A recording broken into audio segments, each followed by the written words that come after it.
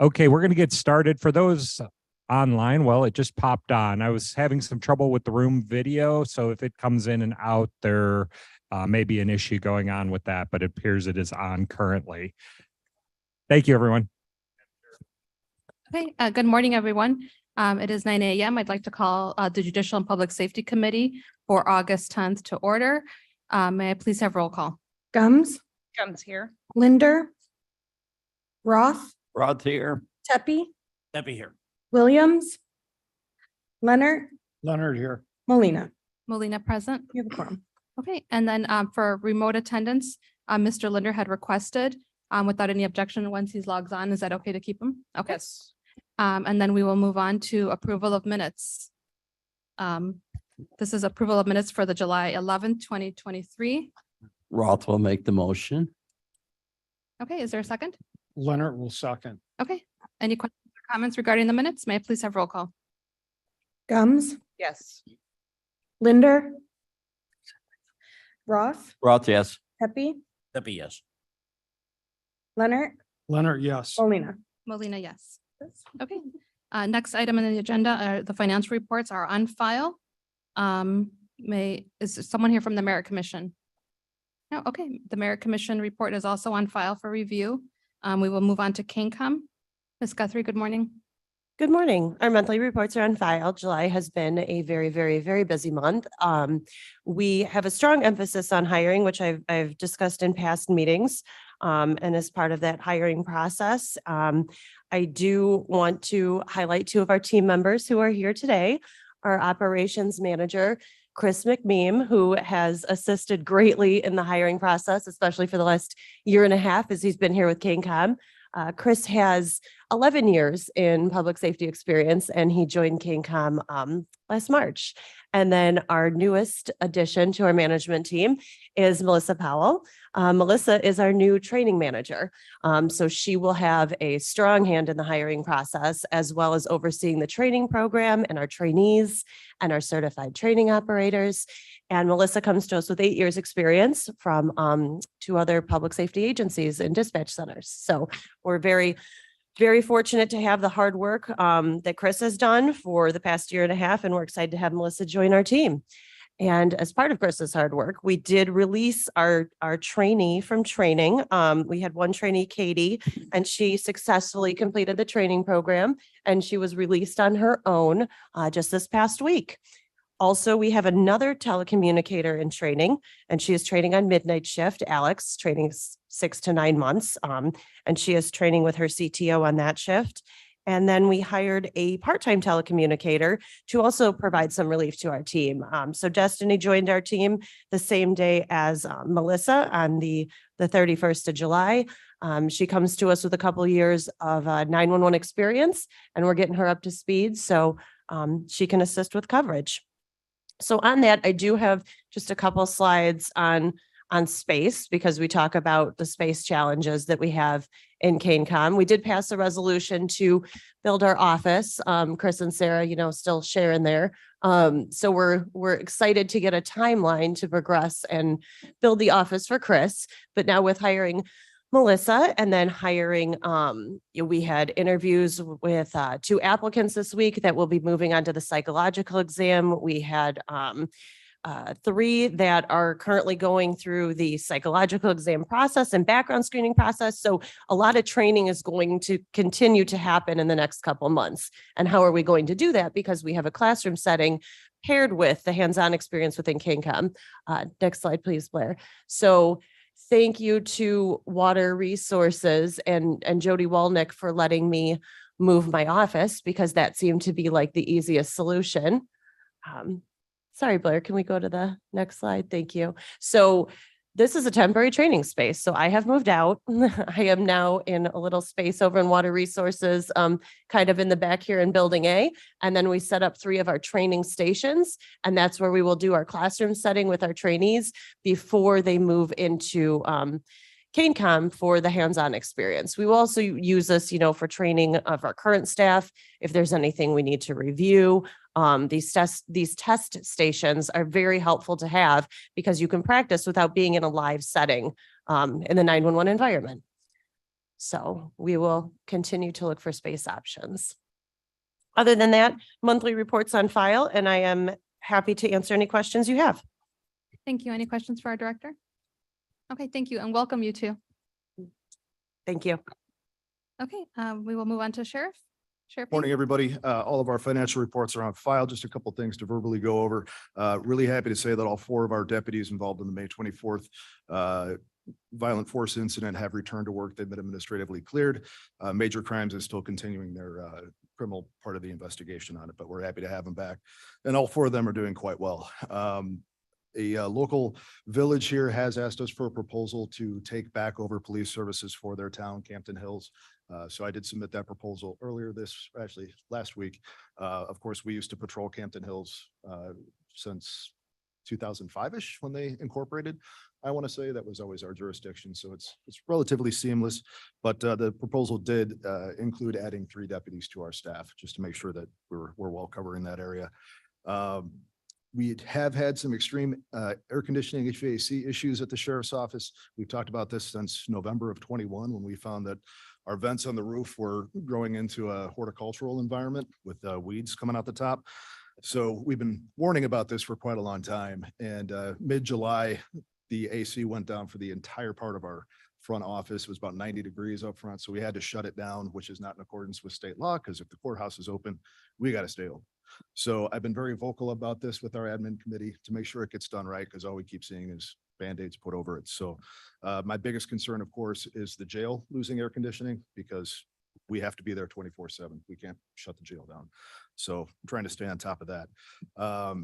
One thing I want to bring up before we go to the security discussion, it's been a common theme over the last 5 years since I've sat in the seat that we'll hear from other board members that they're not getting information coming out of our committee, kind of a complaint. And this just came up the other day. And not that I want to make your county board meetings any longer, but in talking to other sheriffs, I've noted that each committee chair does give a report at the county board, just kind of a summary of what's discussed. So everybody is on the same page. And this is just a discussion. I don't know if there's a more seamless way to convey information out of this committee to the entire board. So everybody is up to speed. Food for thought. Yeah, I mean, we're on YouTube. There's 4 county board members online right now. It's kind of if you don't seek it, I can't feed it to you. So, Okay. and I've As long told, as I don't get yelled at. and I've told all the county board members that as well. They're all welcome to be at this meeting, and there's multiple ways to access information. You are all very open with information, and it's a 2-way street. We can only give it so far. So I couldn't agree more. Couldn't agree more. I appreciate that. Michelle, do you want to take over the Sure. security conversation? We have we have a discussion. If you guys want to have a discussion, it's kind of a tricky, slippery slope here, but in this, why don't you provide an update of what your ad hoc committee decided to do, and then yeah, very good. and So we're kind of within like you said, a slippery slope. So if we go Yes. into too much detail, we're going to have to go into executive session. So let's kind of keep this as an overall, just review for now. And I'll just read it. We're just authorizing, and it was recommended by the Security Ad Hoc Committee to allow the sheriff's office to implement the standard safety protocol and enhance and maintain safety measures for the Kane County Center. There are some actions that have already been taken, and he's got direction and will be handling that. Sounds good to me. So we are looking at implementing, I don't think this is anything to be secretive about, a metal detector, much like when you enter the courthouses here in Kane County. We're looking to do that at the entrance to Building A, just for everybody's safety and security. And everybody will be subject to passing through that, even employees when they come in. Also, there were a couple other things that were in gums were handled already, security wise. I thank everybody for doing the research on it. Staff amazing, and the sheriff amazing and his team amazing. And there'll be more to come. But that's all that we can talk about here. Okay, and we did need to do a formal resolution allowing you to do this. Just because it has a budget adjustment in it, I Okay. think that's the most important mechanism in there. Okay, Make sure it's staffed and covered full-time. It's covered under your budget. We'll be rolling over money. I think it's from reserves. I can't remember, to cover that position. okay. It comes to about 110,000 a year. So not breaking the bank. Finally, our crime lab is still rolling forward and building each day. We have processed a few cases for a few agencies. And really their focus right now, our lab tech's focus is getting the lab accredited. So I'm going to see if Ms. Moster here wants to talk about our opioid committee. So everybody's on the same page with that as it's not your turn yet, but like when it gets to, you, just wanted to see if you want to cover it when it's your turn. Okay, thanks, Jamie. That's all I've got for today. Okay, any questions for Sheriff Payne at this time? Okay, we will move on to the agenda to our state's attorney. Ms. Moster, good morning. Thank you. I appreciate Oh, that. sorry, I skipped OEM. Okay, well, do emergency management next, sorry. Okay, good morning. Our report's on file. One of the big things that really sticks out to us here in July is our volunteers broke 1,100 volunteer hours. We've never been that high ever before. It's been one of our busiest months on history, call wise and activity wise. One of the things that I did want to show you today is we put a little slide deck together on the July 12th tornado that we handled. It still continues today in the background with the office supporting it. So let me see if we can get this to work, just to take you through what happened with this tornado that hit in Plato Township and Elgin Township and the city of Elgin. Weather forecasting, it's usually really good or it's really off, as we all know. And this storm, I want to say in some ways actually caught us by surprise, and I'll show you how that happened here. This was the information from the Weather Service the day before on July 11th. They usually put this slide deck out when they are expecting severe storms in our area. And you could see we were in just almost the slight risk of storms, but we weren't really there. And this was for the Wednesday. So this came out on Tuesday. They did not update this slide deck for us on Wednesday because they didn't feel that it was really going to be a major day for us. So the Weather Service kind of downplayed the storm. We didn't really think much was coming from it. So July 12th, they put out another one that we weren't part of, but this came out later in the day, that some of the models were growing, and you could see how most of Northern Illinois was involved in this one, but still we're in a slight risk quite often, and we usually get thunderstorms from it. So it really still wasn't big on our radar that a lot was going to happen. But at 3 o'clock, the storm cells had organized and presented an enhanced threat for Kane County. And as we went under the watch, we then were able to bring in our people. We had the EOC spooled up to monitor the weather. And then when Kane County went under the watch, we did put spotters out in the field. That then led to a tornado warning just to our south. It more or less skirted the county line, but on the south side of it. And there was some damage. We went to look to see if we had anything, but it was not in our area. These were some of the pictures we were able to get from in Kendall County. So fortunately, it missed us. So as we were going south to chase that, to find out what was going on, the tornado warning had been canceled. We're looking for damage. 25 minutes later, the northern part of the county goes under a warning. And this is what the radar shows for the west side of Elgin. So here we are heading south to look for damage. These couple cells come in from the northwest, and now we're heading northwest. So here's our first video. We just got a couple video clips. Oh, it didn't play. There we go. This was actually one of our spotters out in the field. As he was calling this into our EOC, we were also passing this to the Weather Service, which then goes out and gets you your tornado warning as well. He didn't realize as he was filming, he was giving a shout out to Snap-on here because he was trying to also be on the radio at the same time. We didn't include the sound, but that's kind of. Where was he at the time? He took that picture? West of Elgin. I want to say Silver Glen and Coron, somewhere in that area. Yeah, Plato Township. That was at the county fairground and I saw them forming. Okay. And I just talked to the deputy chief for Pingree Fire, and his guys at the station there on Dittman were telling him, hey, we got a tornado out here. And he's like, yeah, okay, whatever. He's like, yeah, if that's real, send me a picture of it. And sure enough, they sent him a video of it. And that's when oh, hey, this is crazy. All right, let's start figuring this out and get going. So this was another picture that we were able to find of, and what you can see here is that there are multiple vortices, and that was something that we didn't realize either. And we'll show you what those tracks actually did here in a second. But there were 2 actual touchdowns in Kane County. And why I'm bringing this to you is that when we started researching some of the history of it, this was the first time in my history of being with the county, and I was originally with them back in the 90s, that we've ever had a tornado touchdown that did damage to this type of, on this scale. We've had a lot of corn damage. We've had a lot of individual, a barn here, a roof here, but nothing to this extent that we could find in any of our history. So this was kind of something that we hadn't seen. So as the Weather Service came out and did their survey, they were able to actually track the tornado. They told us we got hit by 2 and found another house that was completely separate. And I'll show you where that actually sits. We used the sheriff's drone team. They were able to come out, and between them and with the drones going up, they were able to find actually where the tornado initially touched down, just to the east of the Polo Club. And I think that's on Kendall, if I'm not mistaken, Kendall Road.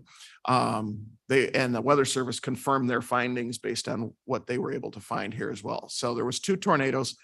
The EF1, which had winds of up to 100 miles an hour, was the one that did most of the damage.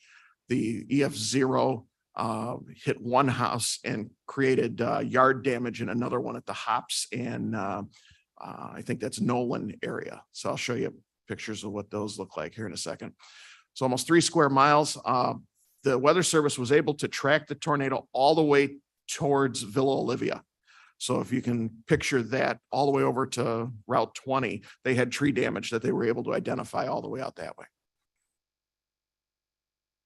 So as we got out there with a lot of our aid, and I'll talk about that here in a second, every one of these dots is a house that we visited, either us or one of our partners, and we looked at the different levels of damage. So you can very easily see here where the tornado actually picked up and kind of jumped over.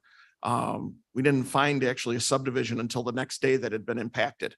And so that's where we've now identified some technology that's going to help us at least track the storms and make sure that we're reaching out. But the city of Elgin actually got the brunt of the damage in the Del Webb subdivision there by Bose and Randall.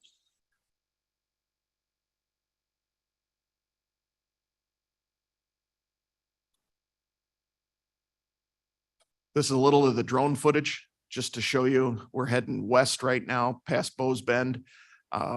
this house in the foreground. I'll show you the actual picture of it. Fortunately, the house wasn't damaged. Most of the damage that we saw was tree damage. A lot of trees were uprooted. And in the unincorporated areas, we only had, I think, 1 or 2 houses that were actually impacted by the storm. Like you saw in the drone footage here, the house here was not impacted. It was the outbuilding. It was the garage. So fortunately, you know, with 230 houses that were impacted by this, there was 1 reported injury, and it was after the fact by almost an hour that was related to the storm. So we came out of it very well off without too many issues. We did find that we thought this was going to be a bigger issue that you could see in the top of the picture as we're heading east, that one of the barns had lost its roof. We actually thought that was a house at first, and that's what the fire department was under. But fortunately, it turned out, you know, the roof belonged to a barn and not to somebody's house. So for the county residents, you know, the damage was not to their living space for the most part. At least the serious damage was. So we got very lucky where what was impacted here. But you can see, looking at the trees, even though the barn took a lot of damage there really isn't a lot of damage to the trees in that area. So it was probably lifting at that point, heading to a different location.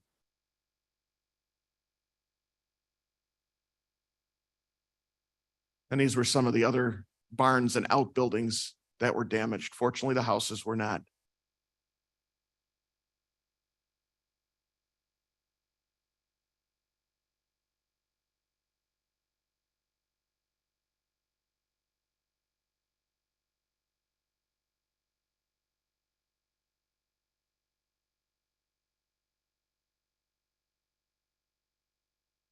This was the one house that was impacted in the city of Elgin by the second tornado. Elgin never got called that this was damaged. Nobody ever reported it. And the weather service calls me and says, hey, we found we're checking the second track and you might want to come over and take a look at this house. By the time I got there, by like 9 o'clock the next morning, it had already been boarded up and they already had repairs happening to the place. So very, very lucky there.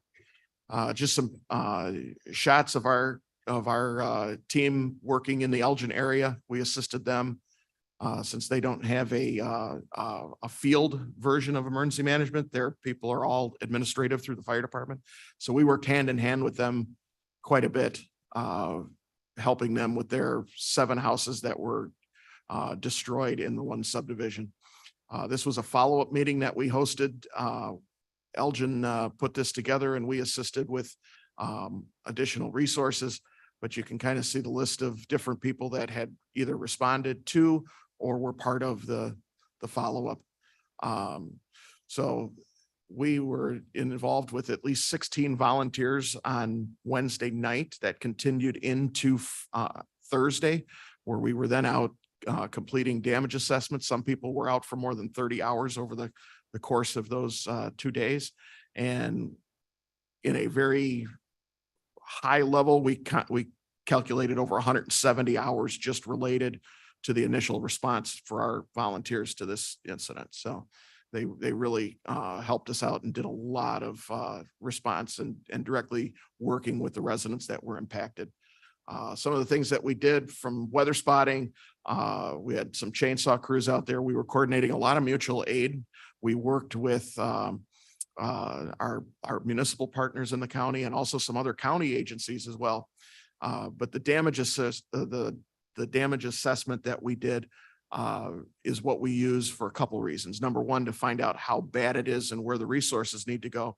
But then second, it's also used for any state or federal declaration.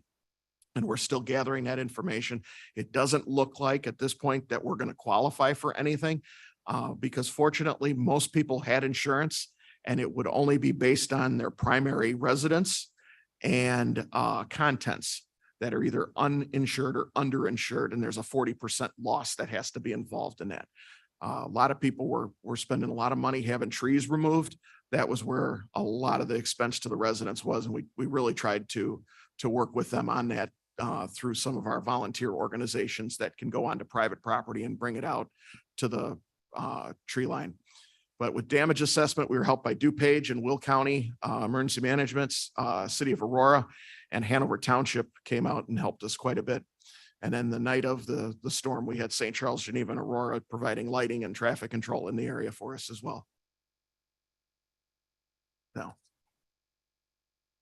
that's all I have, unless anybody has any questions. Thank you. Mr. Roth? I have two questions for out here. You had said EF1 is 100 miles an hour. What's an EF0? It's less than, I don't know the exact. numbers Okay, off the that's top of my fine. head, but yeah, Less the than- EF0 is barely Okay. on their scale. Okay. And then from the way you described it, it seemed like it was kind of a surprise. Is there any takeaway that, I'm not saying we need to do something, but the weather service or something that we would, I think there was a ever evolving. I The understand. conditions Yeah. grew. And I look at, you look at a lot of our weather, our winter storms that come up that way. And sometimes 3 weeks out, they're saying we're going to get nailed, and it turns out to be nothing. And then all of a sudden, they're not talking about anything, and we get a major snowstorm. Yeah. We didn't have the day upon day Right. notice that we typically do. That day we were getting updates saying, hey, no, this is growing. We had our people ready Right. on call to be able to do that. It's just, it wasn't the typical, hey, today you're at a high threat, Right, you're a right. real high threat, that kind of thing. The threat level didn't match. Right. And fortunately, I think if it wasn't a tornado and it was straight line winds of up to 100 miles an hour, we probably wouldn't be having this discussion right now. Right.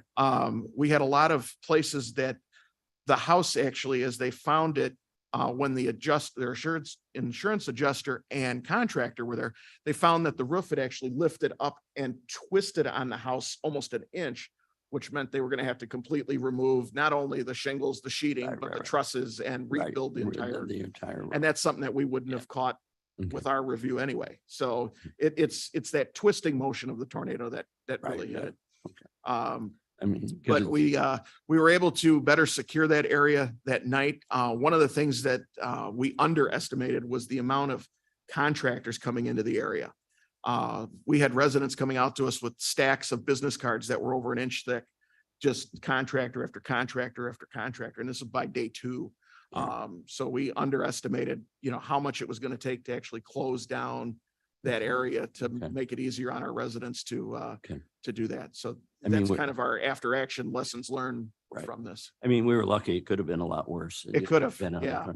And unfortunately, like you said, you were going south and then all of a sudden it happened north. Yeah.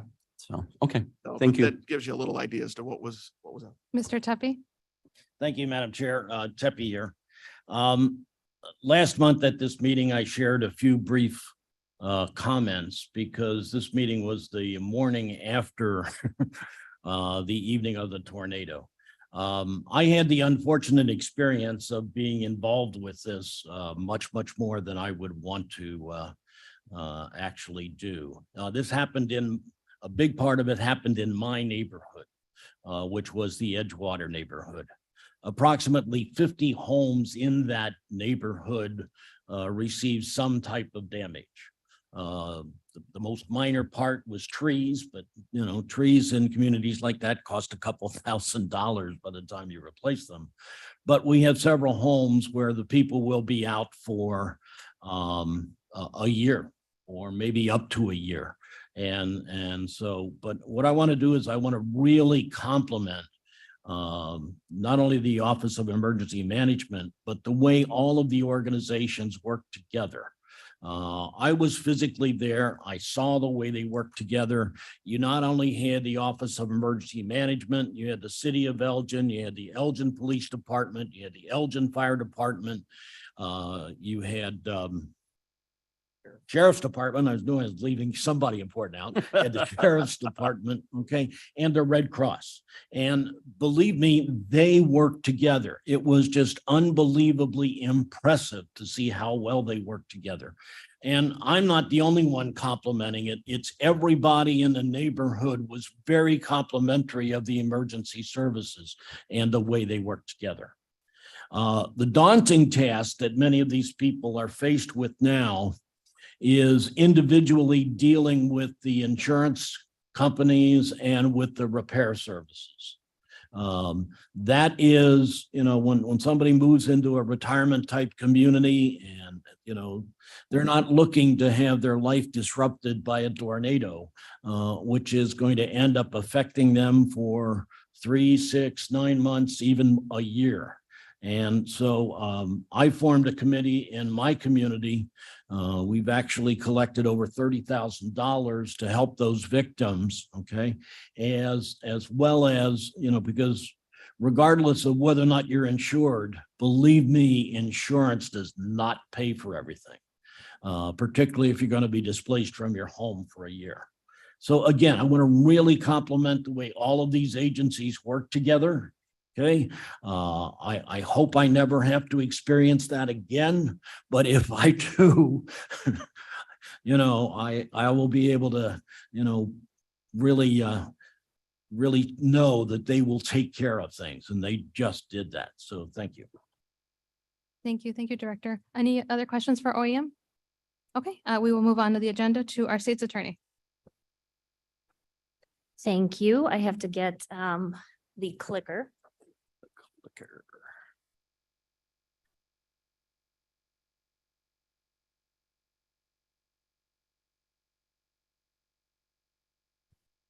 Good morning. As always, our financial reports are on file for everyone here.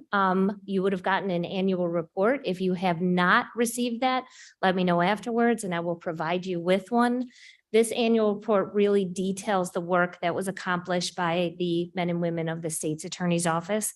I do want to highlight a few of the important statistics that we found as we did a study into all that was done in 2022. One of the things I want you to know is that there's always a beginning part where the state's attorney talks a little bit about the prior year. It's mostly me complaining about the work that I had to do regarding the Safety Act and the Pretrial Fairness Act. So you should skip that.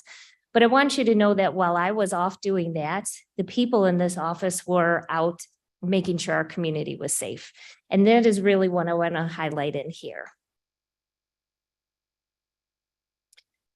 This is our agenda. I did not create this PowerPoint, by the way. There are much better people than I am. It's really rivaling the sheriff's in terms of how great it looks. I just want everybody to know. So last year, while it fluctuated significantly, we had about 151 total employees, and that broke down to 77 lawyers and 74 staff. That was our executive, administrative, office services, advocates, investigators. Our felony court filings have increased a little bit. The felony court filings are about 200 up, and we are really seeing a spike in both DUI and domestic violence cases. I'm going to explain that. You will see over the years that our felonies obviously fluctuate throughout this, and part of it is looking at the different case types that we're charging. At the end of the year, as you know, the sheriff and I had our collaboration where we have a child exploitation unit, and they have significantly increased the amount of possession or dissemination of child pornography arrests that have been made. These are the different teams that we have within the office. In 2021, this was the big initiative that I did to try to get people more specialized in what they prosecuted versus just being assigned to a courtroom and expected to be prepared on anything. The major crimes unit obviously is the biggest unit, or the one that handles the highest level of case. So it has our prosecutors who have been with our office for at least 2 decades. For the criminal division, we have a felony screening unit. That felony screening unit talked to or were part of 2,124 investigations. Last year, we ended up having 2 full-time people in that unit, and we were unable to fill another full-time position. This is a nice position to be in because it's actually remote. So we allowed these individuals just to work entirely from home. They never had to come into the office. They do not have to go to police departments to do these investigations unless there's a request to do so, because it's a more complicated investigation like a financial crime. What we did is we actually took that other position and we allowed other attorneys within the office to volunteer over the weekends to do the felony review, and then we're able to pay them money to do so.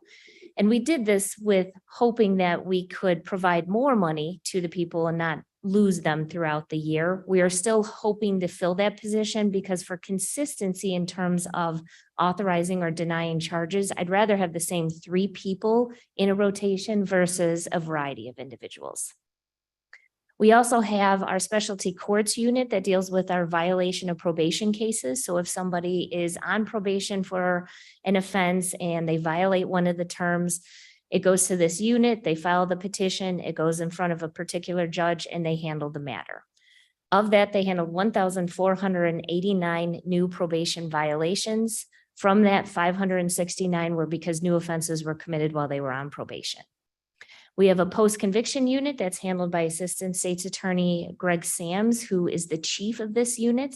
They handled approximately 50 post-conviction matters. This is almost similar to an appeal, but not. It's a whole different legal remedy that they can go through. These post-conviction petitions are very complicated. I know Ms. Conant has described these before, especially because she was able to retain an attorney who was moving out of state, who had a great knowledge of this. And rather than have to find somebody new, he can do all of his work remotely. So they handled about 50 of these post-conviction matters. These matters are obviously looking to maintain convictions for those who are trying to file a petition saying that there's some reason that we have violated their rights and they shouldn't have a conviction. This unit is incredibly successful and I'm proud of the 3 individuals. Our major crimes unit charged 10 new murders last year.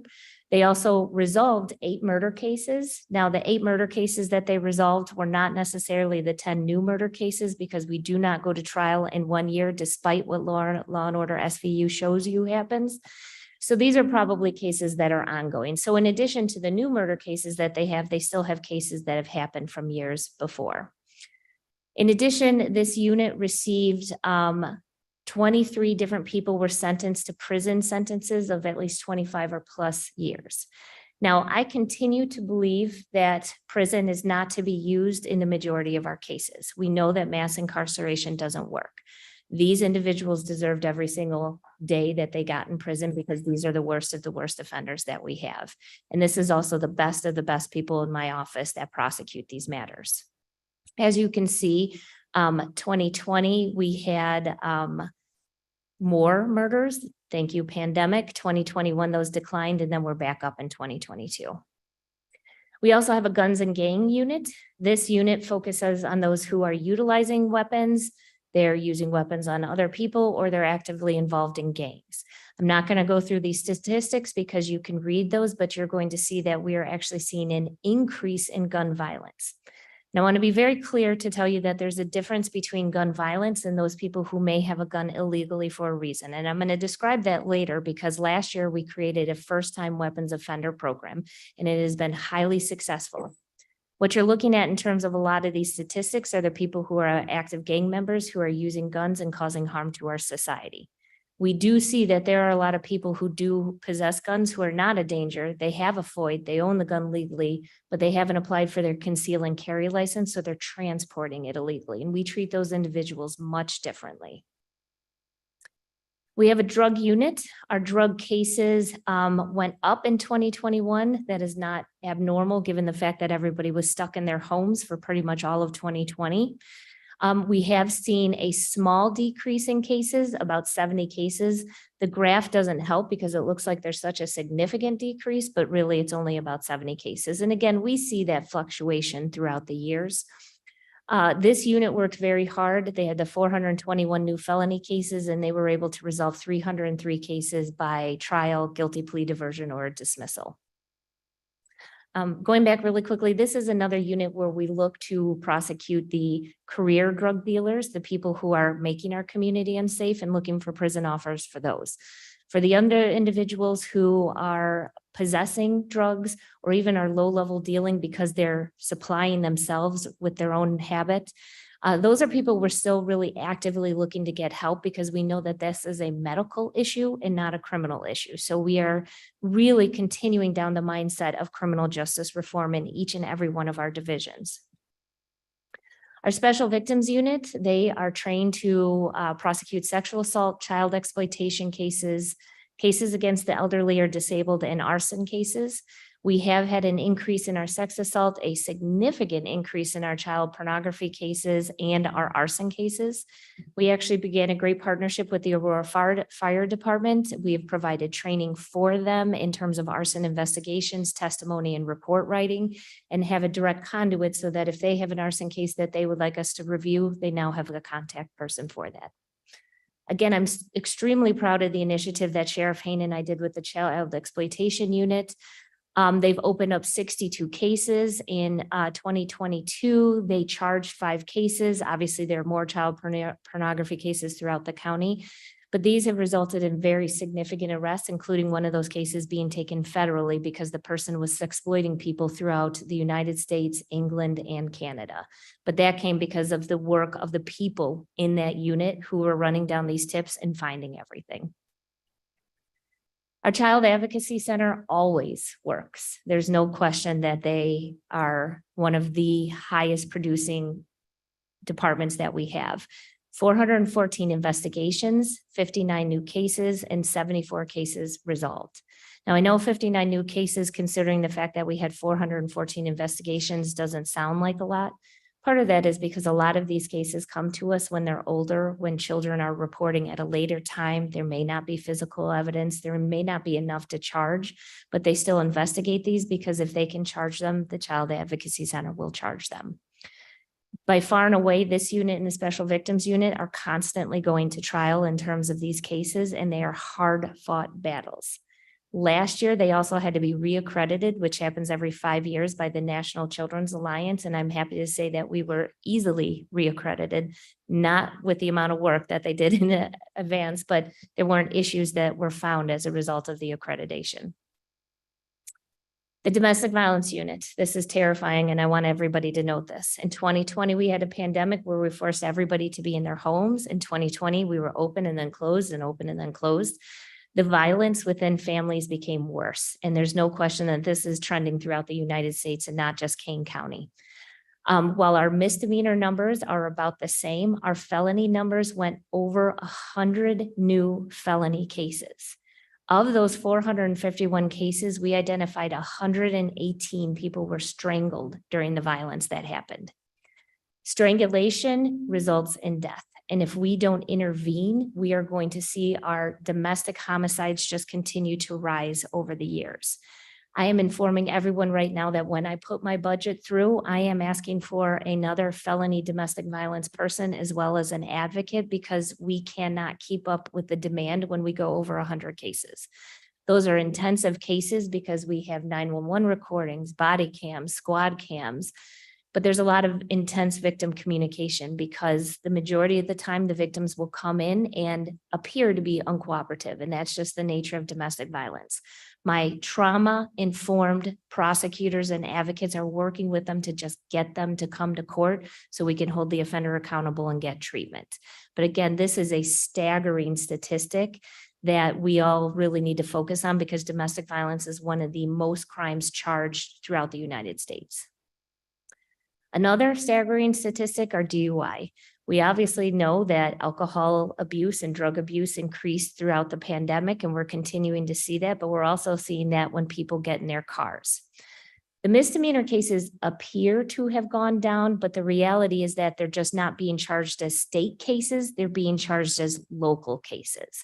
So our local numbers are increasing as well, even though our state misdemeanor numbers are decreasing a little. Look at our felony numbers though. We went from 231 felony DUI cases to 360 felony DUI cases. This means that the person caused an accident, caused bodily harm, caused great bodily harm, killed a person, or has a series of priors. I have made it a priority that if they are a first-time DUI offender and they do not have a license or insurance, which causes it to be a felony, we're charging those as misdemeanors. And we're just encouraging the person to get a license because ultimately it is a first-time DUI and we're trying to treat that. So those numbers are not just because we're charging people without a license or insurance on a first-timer. That means this is a danger to our community.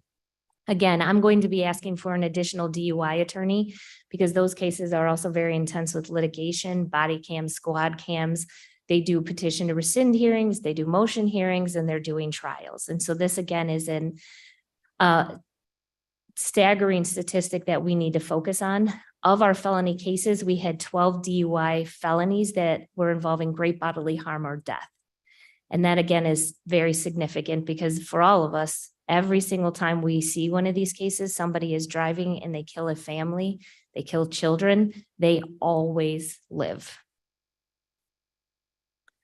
Our victim services unit just was amazing last year. As you can see, in 2020, we did 27 protective orders. Now, in my defense, I came in December of 2020. Part of that is that Joe McMahon, former state's attorney, lost his federal funding that we had had year after year after year. So Joe had to do more with less. So I do not blame that statistic on him. When I came in, we did a big focus on victim services. And so we increased from what ultimately was 1.5 or 2.5 advocates at any single time to 6 advocates because advocacy is important. In 2021, 192 protective orders and 200, and then in 2022, 291. Now, this isn't indicative of the fact that our domestic violence crimes are increasing, but we are there to help them. In addition to that, we obviously helped with anybody who walked in, and then they would go to court on a majority of those cases with individuals, which is the 1,680 cases that they have. They are a busy unit, and again, is the reason why I'm going to be asking for a new advocate in my budget. Our juvenile delinquency, again, very terrifying. You'll see in 2021, we had 216 cases and that went up to 317. So I will be asking for another juvenile attorney as well.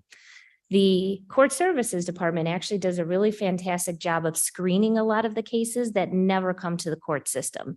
The people who come to the court system are ones that need that intervention and are usually down a really bad path or dangerous, which means we're just increasing those. We saw an increase in gun possession or discharge cases, and that's because we believe the gangs are utilizing the juveniles to do more crimes because they get less time ultimately. And then we've seen an increase in sexual offenses, and that includes the dissemination of child pornography. And I'm not talking about sexting, a 15-year-old boy and 15-year-old girl sexting. I'm talking about these teens actually getting a hold of horrific child porn and sending it to each other. So we are really involving ourselves in this community to try to get a hold of this before this problem continues and more children are affected. They did 176 detention hearings, which means those are the people we were trying to detain. And then they closed 228 cases, which is a significant amount for a 3-person unit. Our branch courts, we have 3 of them. Our branch courts do traffic and misdemeanor cases that are non-domestic violence and non-DUI. We charged 2,176 misdemeanor cases and over 10,000 traffic citations. So they are busy courtrooms throughout all of that. We had to increase the staffing in the Kane branch court and actually put a 3rd attorney out there because that's where the majority of the cases are. The public defenders are out there. So the cases tend to take a little bit longer for that, but we have to make sure that we are responding to the needs. Deferred prosecution, as I told you, I'm going to find every way possible to decrease what goes to court, especially when we can help a person. We've expanded all of our deferred prosecution programs. You will see that one of our prosecution programs is not listed, and that is the prostitution deferred prosecution program, because when a person is charged with prostitution, they are more likely a victim. So I've been dismissing those cases after an investigation. As you saw, because of our most recent human trafficking arrest that Assistant State's Attorney, First Assistant Christine Baer was involved in, we were able to get 7 victims out of a horrible situation instead of just charging those victims and making them become criminals. Going through our deferred prosecution program, our felony and misdemeanor, so these are for first-time offenders. We had 120 applicants, 72 graduates, and out of that, only 6 negative terminations. So these programs work. We provide them with a variety of resources, including treatment, but we do it based on their individual needs. Our misdemeanor drug and alcohol, those are down more because we're just helping people more outside of court with both our pre-arrest diversion program, as well as things that court services may assist with. So we only had 2 offenders in that, 1 graduation and 1 negative termination. So out of that, a 50% is not great, but we're working on it.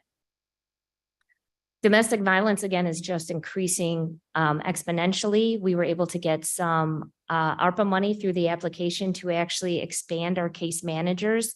And the expansion of the case managers means we get more people in this program.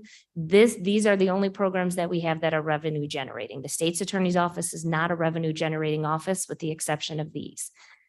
People are successfully completing these programs. We are in fact making money off of that, and that all goes back into the general fund. So that's part of the reason why we asked for ARPA money, because we can believe that we will be able to self-fund those case managers in 3 years or less. 242 applicants, 159 graduates, and only 24 negative terminations. Remember, this breaks the cycle of violence, which means we don't see it again. Our next focus is going to be how do we help the children in those families, because we need to make sure that that cycle is broken for them as well. Our felony drug, 87 applicants, 71 graduates, only 15 negative terminations. And this is the new program. This was based off of a statute where we allow a specialized probation for first-time weapons offender, but only if you were under 21 years old. Ron, I know we're doing well. That doesn't mean you walk out. For this, these were offenders who it was the first time they were charged with this. They had no affiliation with a gang and they're willing to accept responsibility. The majority of the people in this program did in fact have their FOID, own the gun legally, but didn't have a conceal and carry license. We had one person who applied for the conceal and carry during the pandemic. He got a letter that said, you'll get your card in 3 months, never got his card, but just assumed he was okay to have his gun. It was not. That's a class 4 felony that they're charged with. And is a class 4 felony called unlawful use of a weapon. Use, not possession, unlawful use of a weapon. So we had 30 applicants, 5 graduates, 0 negative terminations. This program is working. In addition to that, we were able to get a lot of these offenders to talk to the police officers involved so that police officers can really talk about the fact that every car that they stop, they're always worried about having a gun and something bad happening.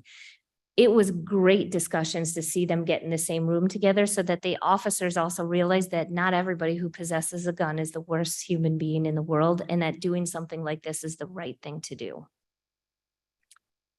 Our specialty courts continue to do well. Obviously, DUI rehabilitative court is not up there because we started that this year.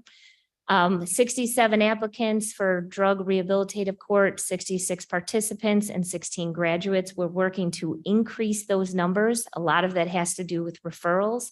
The public defender's office and defense attorneys are great at requesting it. I'm working with my attorneys more to make sure that they are sent down for objective assessments and not just rejected because of the particular facts of the case. Treatment alternative court, very similar. That's our mental health court, and veterans court had 5 new applicants, 8 participants and 1 graduate. So we're still changing lives. Our mental health court is not the same as treatment alternative court. This is when a person is suffering from mental health and as a result needs to be involuntary committed or be forced medication.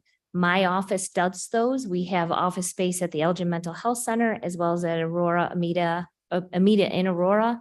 They did 180 petitions, which is up from last year. So we're continuing to see the need for this type of services.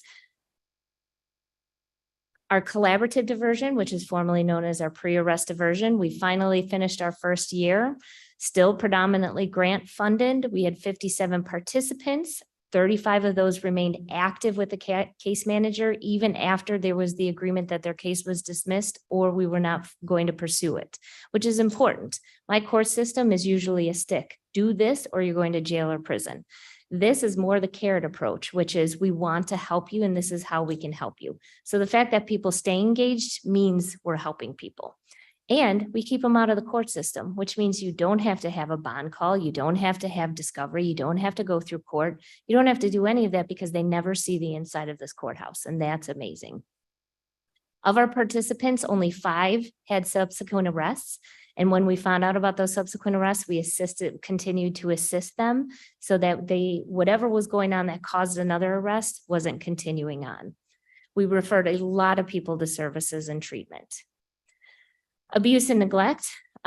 These numbers continue to go up. As you knew from the pandemic, these numbers skyrocketed to the point where I had an additional person added along with 2 paralegals. I know Ms. Conant did as well. They screened a lot of cases. They had a lot of hearings, 327 between 3 people. So I want you to recognize the amount of time that goes through this. And this is a lot of scientific evidence and medical evidence that has to be presented for this. Part of my hope is if my budget is granted for the juvenile assistant, that would be a quasi, both juvenile and abuse and neglect. So they'd be able to do these cases as well as the juvenile criminal delinquency cases. You know the civil division. I don't have to go over what they do because you see them all the time and you know the work that they did, but they continue to do amazing work. We hired our civil division chief in this most recent year. We continue to do work. We've been increasing the amount of staffing out there because the county board did give us funding because they recognized the need and how much the civil division was doing. Our child support division, nobody really ever talks about it, but they do such great work for the people in our community. We collected over $24 million for Kane County children. So these are people whose other partner or ex-partner just refused to pay any child support. And we came in, filed the petition and got that taken care of. Our conviction integrity unit and resentencing unit, this was launched in March. We are the 3rd state's attorney's office to do this in Illinois. So what we do is if somebody believes that they were actually innocent, they have to come, they have to present evidence. But we also have a law, it's Senate Bill 2129, which allows for resentencing. So if the prison sentence no longer serves the interest of justice, then the state's attorney's office goes in and petitions the court with that. So a little backwards in my opinion that it comes to me first, but we're doing it. We received 11 of the resentencing. We accepted 1. We just did the hearing last Friday and the person was in fact resentenced. I can go over the facts of the case. It was pretty horrific, the whole hearing. It was very emotional for every person, including the family of the victim in this matter. But it was the right thing to do and we followed the law. We reviewed 1 claim of actual innocence and denied that because we did not believe that it met the factors. Community prosecution, this is where we go into the community so we could be more responsive and we can find out what our community needs. We have 1 staff supervisor for this and everyone else are people within this office who volunteer their time to do so. We've attended a lot of meetings, festivals, public housing. We did the National Night Out in both 2022 and 23, but we're really out there talking to the community to see what they need. That is the conclusion. That is not at all my phone number, so I don't know how that got out there. I don't know whose phone number that is, but it's going to be interesting when they get all the calls from me. Might be Sheriff Haynes. That would be amazing. So. Okay, any questions for our state's attorney? Mr. Ross? Real quick. Very good report. How difficult is it to get like 2023 numbers, because to see the trend? I'm not asking for more work because you guys are busy enough, but. It's as easy as, hey, Teresa, can I get some updated 2023 numbers? See, great for me. I mean, just to show the trends. Right now? Well, not right now. Oh, Because no, I I'm can not- give them I'm to just- you. I'm not looking for more, but you also reported on what you thought the reason was for the increase. And I think that would be whether it's monthly or quarterly, just to see and what we're doing to address for historical purposes too. 3 years from now, did something change that we're not getting this, I agree. And this is something that we work with the circuit clerk's office all the time. Once upon a time, it looked like misdemeanors were incredibly high, but that's because both domestic violence and DUI were codified that way in misdemeanors. And then it looked like it was down because then we said DUI cases were now called DTs and domestic violence were DV. And so it's so tough to do some of that, but we can do our best to pull historical data so you can kind of see these ebbs and flows. and what I call it is exception reporting, Mhm. and I've done that in a past life, and that's where you're taking data and getting information, Absolutely. which is critical. All right, thank you. Okay, any other questions for our state's attorney? Okay, Thank you. thank you for the report. And we will have that on our website. Yes, And both of it'll be on these. your website and the county website. Correct. And the county board, it was attached to the minutes. We just didn't have time before last week to do it. Okay, sounds good. Okay, moving on the agenda, we have our public defender, Ms. Conant. Good morning. Our reports are on file. Just a couple of things to go over. Just again, we are with a little more than a month to go day of September 18th. We are continuing to train for Safety Act. Ms. Mosser and I attended a criminal defense bar meeting last night where Jamie presented and I chimed in. And it was interesting because there were members of other counties there, and I know that we have talked about this a lot here, but it's just interesting to hear from other counties. I know everyone here can talk about the last year and how many meetings we have attended for Safety Act, how much we have talked about it. But we are a little over a month to go, and there were people from other counties there who have basically no idea what they're doing in their county. So it is just a really nice feeling to know that we are so well prepared, and as well that we worked so well together to present a plan that I think that we all will be ready for. We in our office, we will continue to train and have a training scheduled for later this month. So we will be ready to go on that. We continue to work on hiring. We are currently down 4 attorneys. I know that doesn't sound like very many, but we only have 37 full-time attorneys. So to be down 4 attorneys, that's a little over 10% of our attorneys. We are actively looking for people to hire. At this point, I talked about this a little last month. We are getting applications from people who have taken the bar, but not passed yet, but we are trying to scoop them up because if we don't, someone else will. But there is, always, you feel like you filled the spot, but unfortunately, if they don't pass the bar, we can't keep them. So we're kind of walking a little bit of a tightrope there, hoping that that will work out. But we do have one coming in later this month and have made an offer for someone else. So hopefully those things will work out. But Ms. Mosser spoke about increases in domestic battery and DUI. Unfortunately, that is where our biggest numbers are as well in our office, and that's where we currently have holes in our office. So we are hoping to continue our efforts to hire, and hopefully we'll be able to tell you that we are full staffed at some point soon. And that's all I have for today. Okay, any questions for our public defender? Anything else to add? So one of the things that both Rochelle and I wanted to tell the board about is about 25 minutes down the road is DuPage County. And DuPage County, both for the state's attorney's office and the public defender's office, just gave $15,000 raises across the board to every employee. Their starting salary for both public defenders and prosecutors is $82,500. Our starting salary is $62,000. They did this because they could not get people to work. And if DuPage couldn't get it at a higher rate, I really want you all to understand that we cannot get people at a lower rate. And so this is something that's very concerning, because if they have raised it by $15,000 in one fell swoop for all of their employees, and their starting is 82, the chances of Rochelle and I getting people out of law school is going to be very limited. In regards to that, just to kind of add to that, in my office alone, I have 9 felony assistants with anywhere from 6 to 11 years of experience who do not make $82,500. So in any time, I could lose any of them for probably close to $100,000 for them to go to DuPage. So it's really frustrating, and it's hard. I know Jamie does this too. In interviews, we talk a great deal about what a great place King County is to work in. And I think our offices are wonderful places to work in. It's just a community where people get along. And I think that holds a lot for what you should decide where you want to build your career. But when you're paying law student loans, unfortunately, those dollar signs hold a lot more weight. Very true. Okay. Anything else? Okay, we will move on to the agenda to our judiciary and courts. Good morning, Andrea O'Brien. We don't really have anything to report this morning, but I just wanted to echo Rochelle's comments about the Safety Act.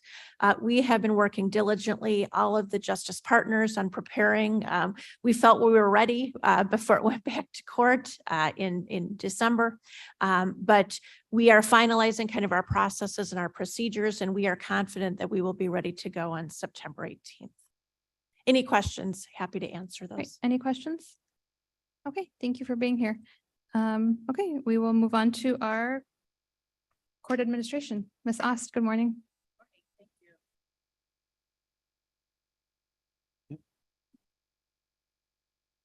Want this? No, I think I'm good. Thank you. It's no worries. I want to talk a little bit about the juvenile detention housing report that we give you every month, and that's going to tie into the resolution that I have in front of you this morning. It's on page 180 of your packet. Oh, Blair's good. I haven't really gone over this with you guys, but as you can see, what we do in this report is we highlight for you every single month who our contract partners are, the other counties that we're holding their minors who've been arrested pending a detention hearing or trial. And as you can see, by far and away, DuPage is our largest contract partner. In July of 23, just last month, they had on average 13.8 residents with us. Kendall was at 4.9, Lee was 0.5, McHenry 4.4. Ogle didn't have any minors with us last month, and Stevenson has about 1. So I wanted to highlight one thing for you in that I've brought in front of you previously in past months how well we've done in our audits and how we've been recognized across the state. And so we are continuing to pick up more contract partners who want to continue to detain their kids with us or use us for the detention needs of their county. And in fact, if you can see under that last green section, the revenue is up, and it's up in part because we're holding more kids. And this piggybacks, of course, on what State's Attorney Mosser was just talking about, that in some areas we do see that commission of crime is up, particularly amongst the very serious offenses that we're seeing. And so those kids are being held for far longer as the course of their trial undergoes in their local county. The downside, I mean, that's a downside, but then the result is that we are bringing in more revenue. And so I'm looking at Mr. Leonard, from past years, the JGC usually brings in about $900,000 a year when we go over our budget. This year, if this trend continues, we'll be bringing in about 1.4 million. So revenue is up. I mean, for a sad reason, but it is up. And so that is how you read that chart. I'm going to reorganize it a little bit because I don't know why my summary column is up at the top. So next month, I'm going to move the columns, but it's going to have all the same info and it's going to look substantially the same. And so then that pulls me into the resolution that I have in front of you. Whiteside County has asked if they could please be a contract partner with us as well. That will result in more revenue, though truly they're a smaller county. They're far out west. They're on the Mississippi River. It's about an 1.5 to 2 hour drive, but that's how strong our program is, that they're currently using a different provider, but having seen our audits and the quality of our programming, they really would want their kids to come be with us. And I just think that speaks to the quality of our programming. And I thank you so much for your support in this over the years. We do have the capacity to support them. We're thinking it's not going to be more than 1 minor a day. We think it'll be similar to like a Stevenson County. And so with that, I would like to talk about the resolution. Okay, may I have a motion and a second to discuss and potentially approve this resolution? Leonard moves. Mr. Leonard second. moves, Mr. Leonard seconds. Okay, Cool. So in front of you, I'm asking for your support for us to enter into an intergovernmental agreement with Whiteside County in order to house their minors who've been arrested in our pending court at a amount or per diem of $175 a day per minor. okay, any comments, questions, discussion? Okay, may I please have roll call? Gums, yes. Roth, Roth, yes. Pepe, Tuppy, yes. Leonard, Leonard, yes. Molina. Molina, yes. Okay, and this passes and it'll move on to our finance committee. Okay, anything else for us, Ms. Ost? I have nothing else unless you have questions for me. Any questions? Okay, thank you. Thank you. Okay, we'll move on to our circuit clerk, Ms. Barrero. Good morning. Good morning, everyone. My report is on file if anybody has any questions. I do want to point out that filings and hearings are slightly down because it is the summer months, and that tends to happen every year at this time. Regarding the Safety Act, we are completely ready, just like Ms. Oust, we were ready, and the day it was going to happen originally, so we are completely ready. There have been a few tweaks made to forms that have come through, and we're working on those. But other than that, we're all ready to go.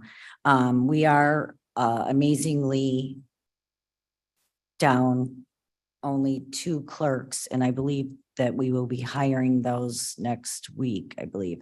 So I don't want everybody to fall off their chairs in here, but since 2020, we are finally full staff with our deputy clerks. So that is really huge, so that they can be trained, et cetera, in preparation of the Safety Act. So we've been working really hard on that. And I think a lot of that goes back to raising the minimum salary for those individuals. And we did raise it across the board to try and keep up with surrounding areas, but we're still way down like everyone else has talked about, but at least we're closer to than we were before. When I first started here at the county, our starting salary was 13, I believe 25. And now it's 1775. So I'm very proud of that. And these individuals work really hard, and they should get paid for what they do. And just like Rochelle just spoke, we basically brag about the county and all our benefits, and you have your pension, but young adults coming in nowadays don't really care about their pension. So it's a little frustrating to sell those points, but we're very happy that we are almost completely staffed, but we are staffed with the clerks, the deputy clerks, and that's what we need for the courtrooms. Also, we are on track to get the 2022 version of Tyler. It's looking like, I believe it's August 18th. When we start that for testing, et cetera. So we're very excited about that. That was something that I campaigned very loudly, I want to say, on that issue. So I'm very proud of that. So we'll be moving into the 2022, and then 2023 will be real quick after that.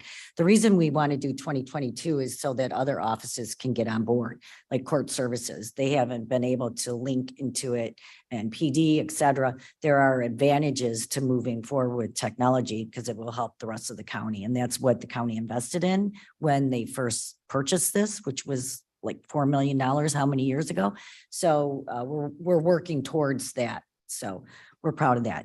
The other thing is our security officer now is certified in training the ALICE training. And we have had all of our staff attend ALICE training with him so that everybody is aware of anything, if we have any issues going forward. So we're if anybody needs to reach out and have him do an ALICE training with your staff and the sheriff's office is not available, we do have somebody that can do that. So in case anybody doesn't know what ALICE training is, that's alert, lockdown, inform, counter, and evaluate. I'm sorry, evacuate, not evaluate. And that's all I have. Thank you, Ms. Burrow. Any questions for our circuit clerk? Okay. We will move on to the agenda then to our coroner. Coroner Russell is online. Good morning. Yes, hi, I am here. I would like to explain that I know that a lot of times I'm not there at the meeting, but I'm always listening. But I wanted to have you understand why. I like to keep myself available at the office because there's some times that some of the deputy coroners and need some different tasks done, like finding next of kin information, lifting various things and prepping for autopsy, that type of thing.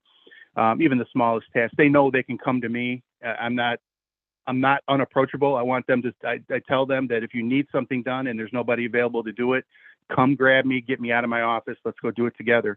It stems from when I was back in the Army back in the day. And, you know, I had a great drill sergeant, African-American gentleman, who said, you know, never ask anyone to do anything that you haven't done or aren't willing to do yourself. So they know that that's what I'm all about. And that's, I think it works well. But, you know, like I said, I like to keep myself available at the office because we do work shifts and not everybody's on at the same time. So getting back to the order of business, you know, Ms. Mosser has a thorn with Law and Order SUV, and I have one too. It's called CSI because they create unrealistic expectations for all of us in law enforcement, whether it be you know, the sheriff or, you know, us with the autopsy and that kind of thing.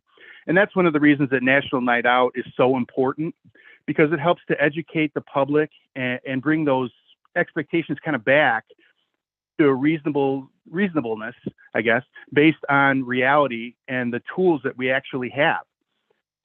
So we participated in National Night Out with other law enforcement, the sheriff and the state attorney's office was there. And one of the things that we did is that we did over 30 tours of the facility. And why is that important? I think it's important, number one, because National Night Out's the whole idea of it is to help bring the public to an understanding of what we do. And what better way to do it than to look right into the areas that we actually work. Obviously, I don't want to bring them on scene with some of the things that we have to deal with, but you know, in my previous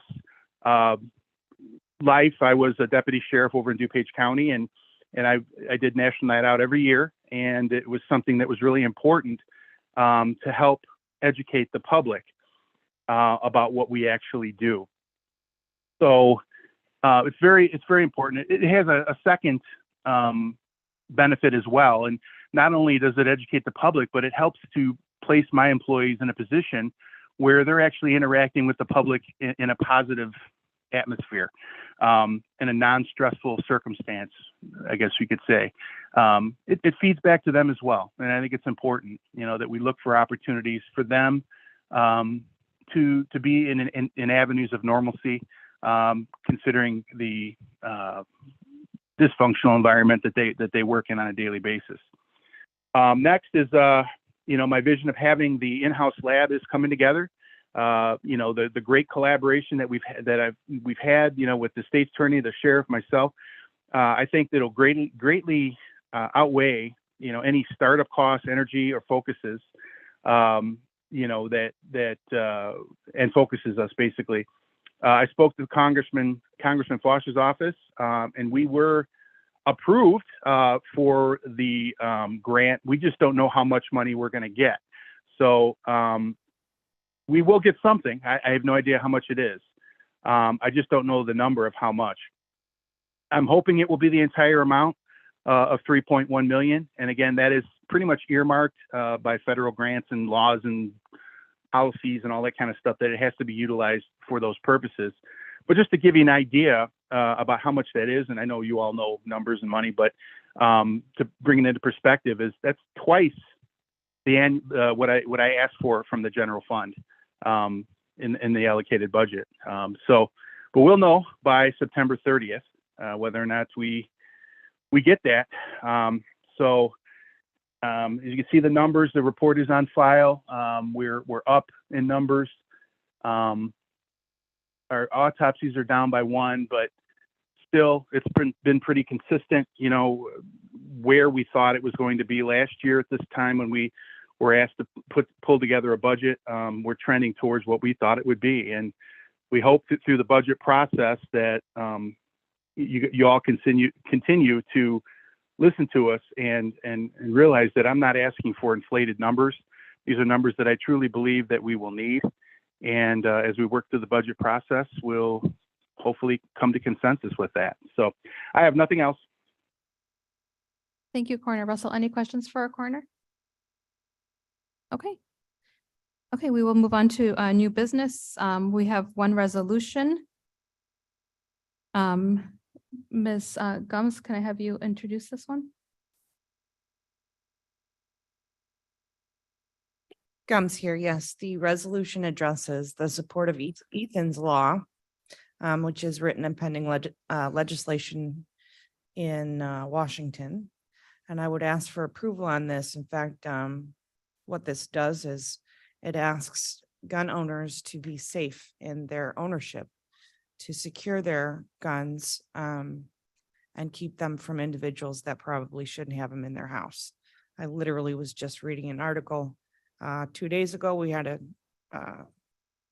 2-year-old child and a 5-year-old child that were accidentally shot because the guns were not secure. We also had a 15-year-old that was shot earlier this week. It was a ghost gun, which is a whole nother topic. But I think this is something that the county can support me personally, I'm a gun owner and I'm a safe gun owner. I think this is something that's a no-brainer. So I would ask for your support on it. Okay, let's get discussions. May I have a motion and a second to discuss and potentially approve? Gums moves. Leonard will second. Mr. Leonard seconds. Madam Chair, Yes. on the agenda, it's listed as a discussion only item. There was a revised agenda posted. Yeah, the revised agenda has it as a resolution under new business. Okay, and that was put that, because this was passed out this morning. Let's see.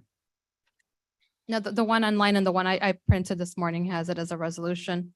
But I did have some suggestions for it, so I guess I'll open up for discussion to see if anybody has anything else to add to this.